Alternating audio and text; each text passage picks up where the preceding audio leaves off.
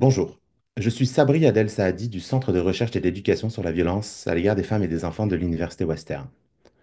Au nom de l'équipe, je vous souhaite la bienvenue à la série Présentation du Centre de connaissances. La série Présentation regroupe plusieurs informations sur la recherche et la pratique fondée sur les traumatismes et la violence développés par les membres de la communauté de pratique dans le cadre de leur travail lié à la prévention et à la lutte contre la violence familiale. Pour en savoir plus, n'hésitez pas à visiter notre site.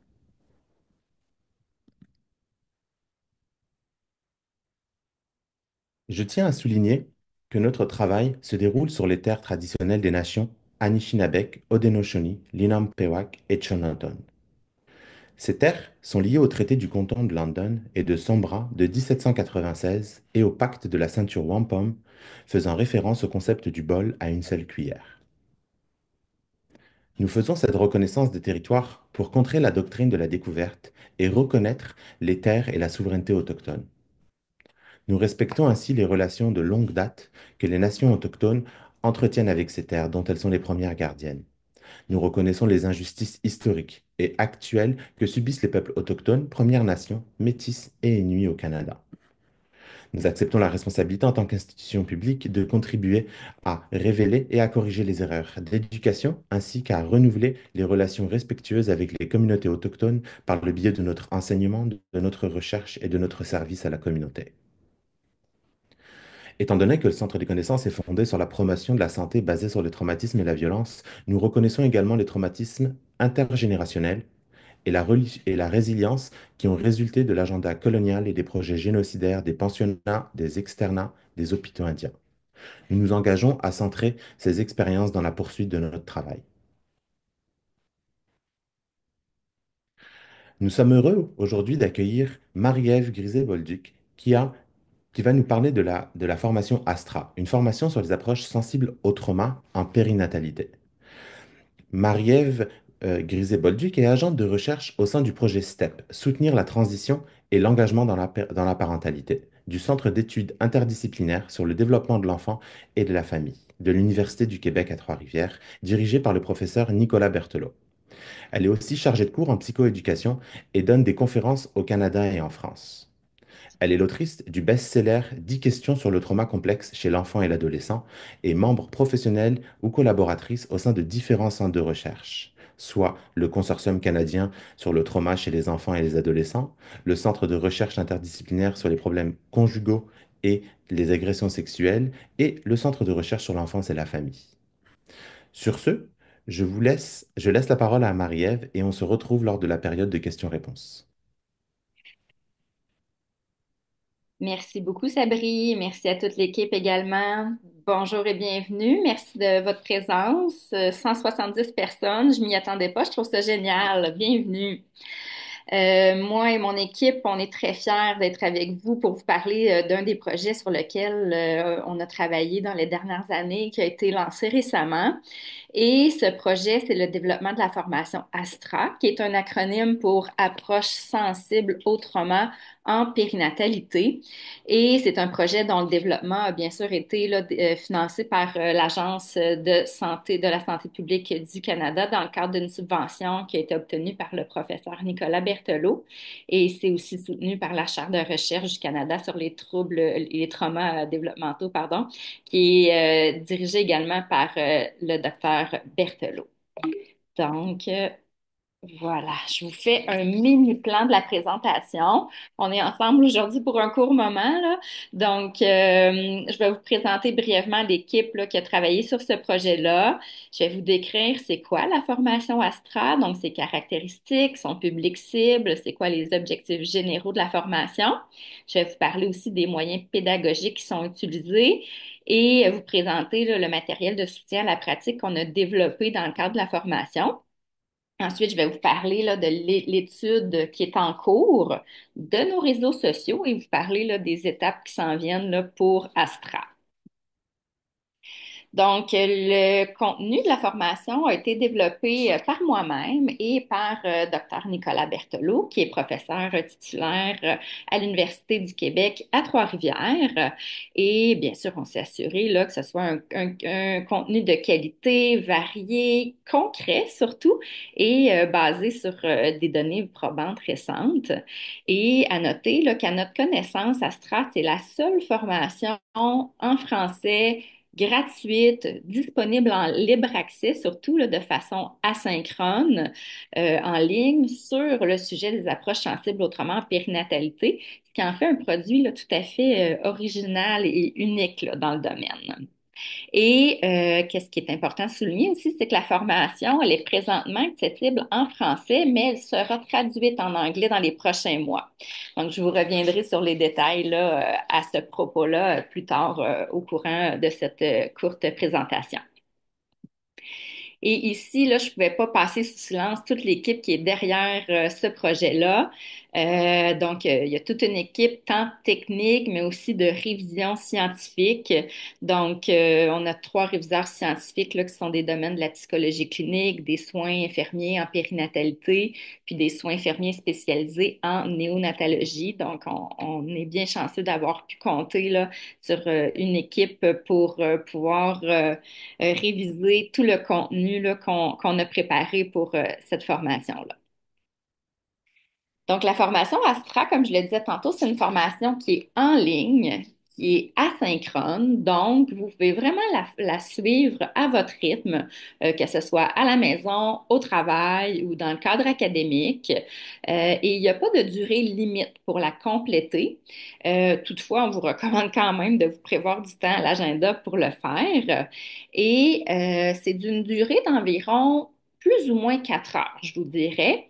Euh, Si on inclut les exercices réflexifs qu'on propose de faire durant la formation, mais ces exercices-là sont facultatifs. Donc, je vous dirais qu'il y a environ 3 heures de contenu, puis on compte environ 30 à 60 minutes là, pour faire les exercices réflexifs qui sont facultatifs.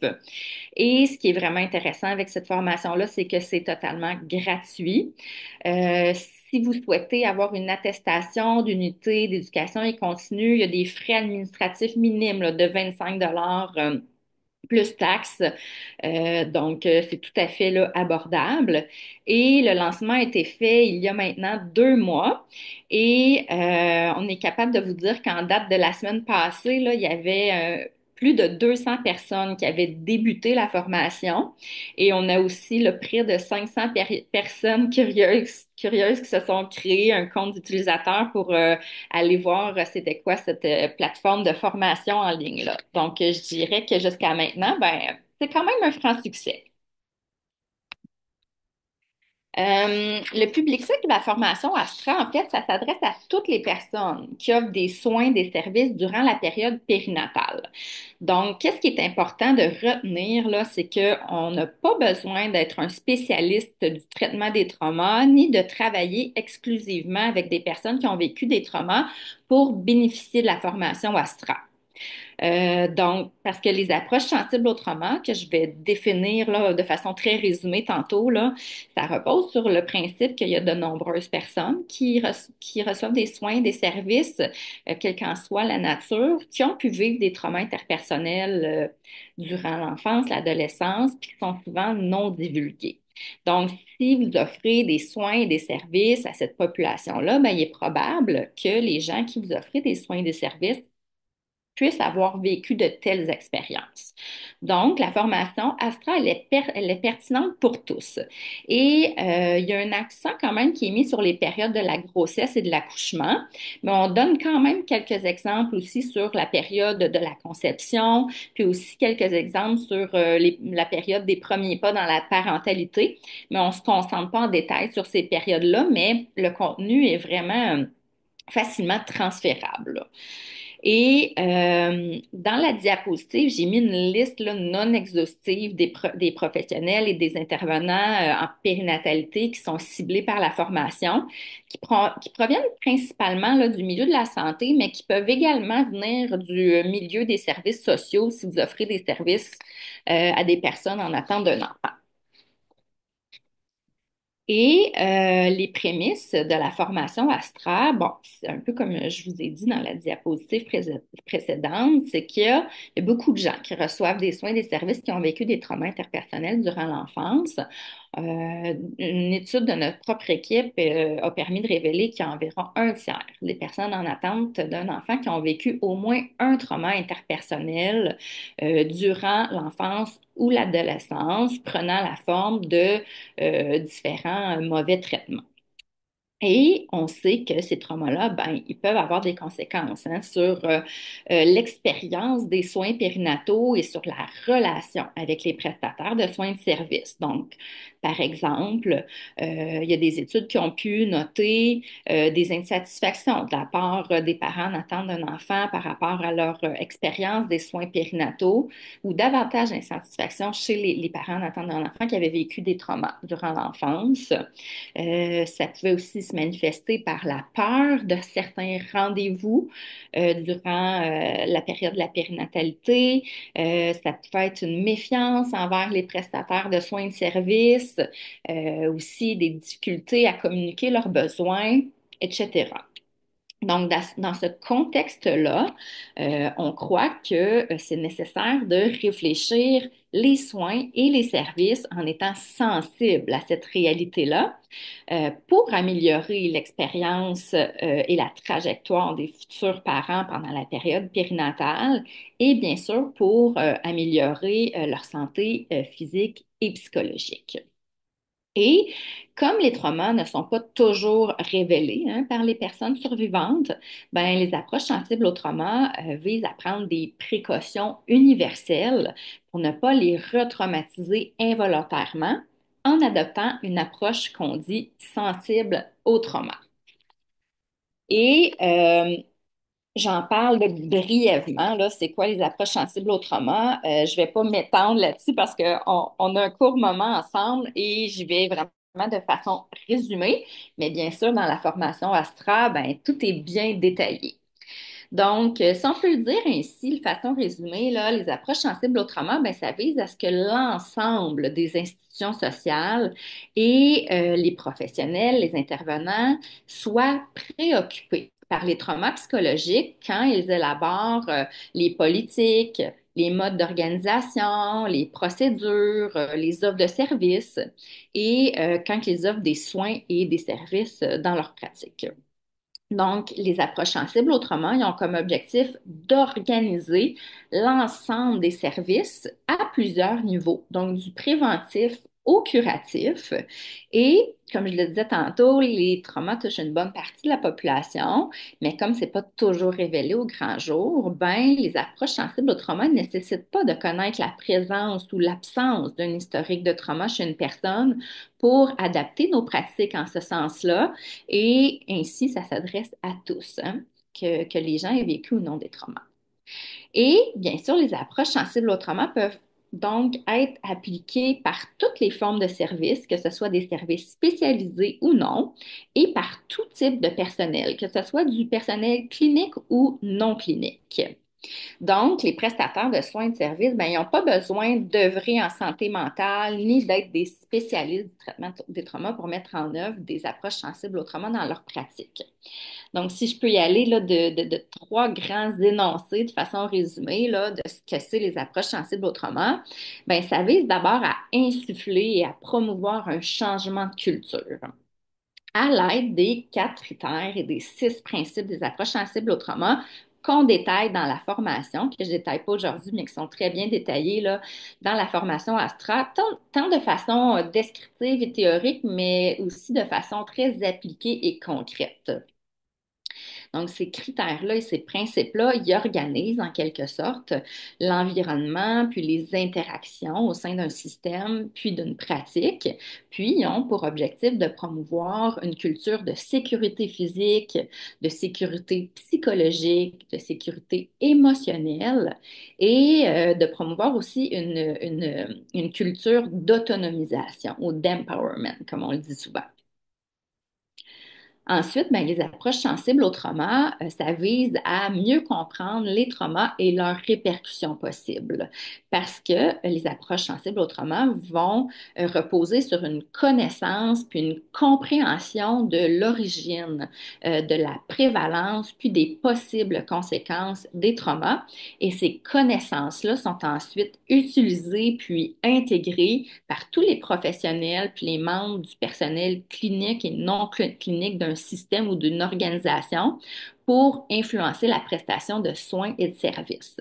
Donc, ces connaissances-là, ils permettent de comprendre que les comportements ou les modes relationnels qui sont adoptés par certaines personnes en attente d'un enfant peuvent trouver leur origine dans des expériences traumatiques antérieures. Et ça, ben, ça permet aux professionnels de favoriser l'instauration d'un climat de compassion puis de respect envers les patients.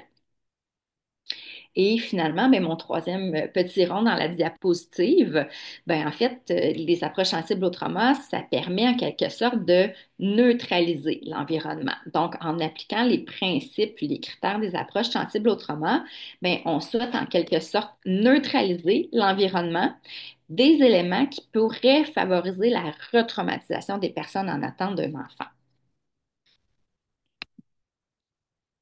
Donc, celle-là, je vais la passer parce on a un court moment ensemble. Je vais plutôt vous parler des objectifs généraux de la formation AFRA. Donc, d'abord, c'est d'acquérir des connaissances sur les traumas vécus durant l'enfance et leurs possibles conséquences. Ensuite, on souhaite comprendre comment les traumas vécus durant l'enfance peuvent affecter l'expérience de la période périnatale. On veut aussi amener les gens à connaître c'est quoi les principes puis les fondements des approches sensibles au trauma et comprendre surtout le rationnel là, qui vient contribuer à la pertinence de leur implantation dans le contexte des soins et des services qui sont offerts durant la période périnatale.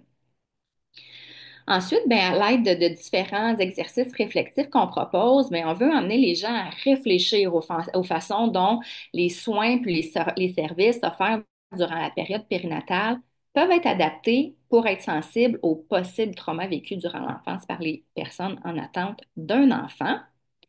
Et finalement, on souhaite amener les gens à savoir comment agir en présence de réactions traumatiques puis de révélations de trauma. Donc, on a vraiment tout un module. Il y a 7 modules en tout. Donc, tout ça, c'est divisé en 7 modules. Et il y a un module complet sur comment on peut accueillir les révélations de trauma chez les personnes à qui on offre des soins et des services.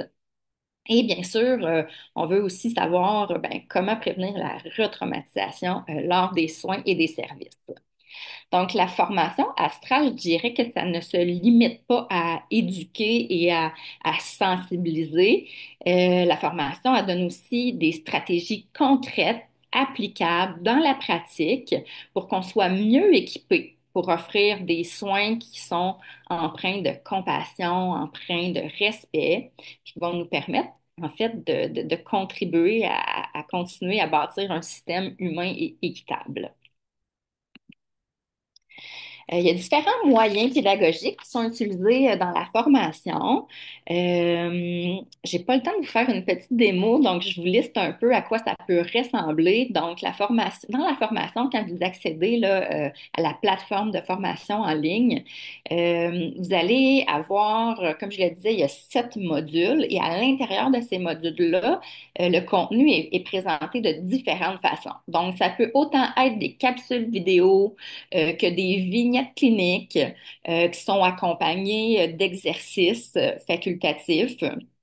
Il y a aussi différents exercices réflexifs qui permettent en quelque sorte d'appliquer qu'est-ce qu'on voit dans la formation à la pratique. Il y a aussi des lectures. On a aussi essayé de rendre le tout de façon très attrayante là, sur le plan visuel. Donc, il y a plusieurs graphismes. On présente aussi certaines métaphores ou certaines analogies pour, disons, aborder le contenu d'une façon plus ben, différente, en fait. Donc, pas juste axée sur la théorie, mais aussi de façon, on veut aller chercher un peu les émotions puis l'imagination pour accéder à un autre mode d'apprentissage. Et il y a aussi quelques outils téléchargeables qu'on a créés qui sont disponibles dans la formation. Ce sont des outils et des aides mémoire qu'on a créés. Je crois que c'est dans la prochaine diapo. Oui, voilà. Donc, on a créé 9 fiches téléchargeables. C'est du matériel de soutien à la pratique que je crois que vous apprécierez. Je vous les liste rapidement. Donc, premièrement, on a une aide-mémoire sur la distinction entre les approches sensibles au trauma et les pratiques centrées sur les traumas. Ensuite, on a, puis ce matériel de soutien à la pratique-là, il y a autant des fiches qui sont destinées aux prestataires de soins de service, mais il y en a aussi qui sont destinées aux personnes en attente d'un enfant. Donc, dans le coin inférieur gauche, sur la page titre de chacun des fiches, de chacune des fiches téléchargeables, c'est écrit là, à qui est destiné l'outil en question. Donc, on a un outil sur comment agir auprès des personnes en attente d'un enfant quand il y a présence de réactions traumatiques. On a un outil aussi sur la retraumatisation et les déclencheurs traumatiques qui peuvent être présents dans les soins et services offerts durant la période périnatale. Puis il y a même un petit exercice qui est proposé dans cette fiche-là. Ça peut être fait individuellement, mais ça pourrait être aussi un outil qui nous accompagnerait, par exemple, dans des réflexions en équipe, par exemple. On propose aussi un plan de soutien pour accompagner les personnes en attente d'un enfant qui pourraient être confrontées à des déclencheurs traumatiques. On a aussi un aide-mémoire sur les 4 critères des approches sensibles au trauma. Donc, moi, j'imagine ça là, sur votre babillard dans votre bureau comme aide-mémoire. La même chose pour les 6 principes des approches sensibles au trauma. Ensuite, on a une fiche téléchargeable sur la prise de décision partagée. L'étude a été faite tant pour les prestataires de soins que pour les personnes en attente d'un enfant. C'est pour ça qu'il y en a 2 versions. Puis ici, on est vraiment, c'est un des moyens qu'on peut utiliser pour mettre en pratique le principe d'autonomisation des approches sensibles au trauma. Et finalement, on a la fiche qui s'appelle l'exercice de la visite à pied. Donc, ici, c'est un moyen qui est proposé pour mettre en pratique, pardon, le principe de sécurité des approches sensibles au trauma, qui est dans le module 6 de la formation. Puis c'est un exercice qui permet vraiment de réfléchir à la mise en place d'actions pour favoriser un environnement accueillant, invitant, chaleureux pour les patients, puis les prestataires de soins de service, pour que les stresseurs environnementaux soient vraiment réduits au maximum. Donc, je vois le temps passer. Et je prends un dernier petit 2 minutes pour compléter. Ensuite, la parole sera à vous, mais sachez aussi là, que mon adresse courriel est dans la dernière diapositive. Donc, si vous avez des questions qu'on n'a pas eu le temps d'aborder aujourd'hui, n'hésitez surtout pas à m'écrire. Ça va me faire un grand plaisir de vous répondre. Donc, je vous disais tantôt, hein, bien sûr, qu'on a été financé par l'Agence de la santé publique du Canada pour créer cette formation-là, mais on a également été financé pour évaluer les effets de la formation. Donc, les gens qui s'inscrivent à la formation puis qui travaillent auprès des personnes en attente d'un enfant sont invités à participer à une étude. Ce n'est pas obligatoire, alors si vous refusez, il n'y a aucun impact sur votre accès à la formation Astra. Et vous pouvez vous retirer, là, bien sûr, en tout temps de l'étude. Donc, ici, on veut vraiment évaluer les effets de la formation Astra sur les pratiques des professionnels, sur leurs connaissances et sur leur bien-être également. Puis, on veut aussi explorer les forces et les défis que peuvent présenter les professionnels par rapport à l'implantation des approches sensibles au trauma dans leur milieu ou dans leur pratique. Et finalement, on veut évaluer la satisfaction par rapport au contenu et aux modalités d'apprentissage de la formation. Et ben, comment c'est fait? C'est à travers différents questionnaires en ligne à différents temps de mesure. Donc, juste avant la formation, pendant la formation, juste après et ensuite, là, 2 mois après la formation, on vous réinterpelle pour 3 questionnaires d'une durée d'environ 15 minutes. Donc, j'ai mis les temps là aussi pour vous montrer à quoi là, ça peut ressembler comme implication. Alors, on a aussi créé là, des réseaux sociaux pour Astra, tant sur Facebook, Instagram que LinkedIn.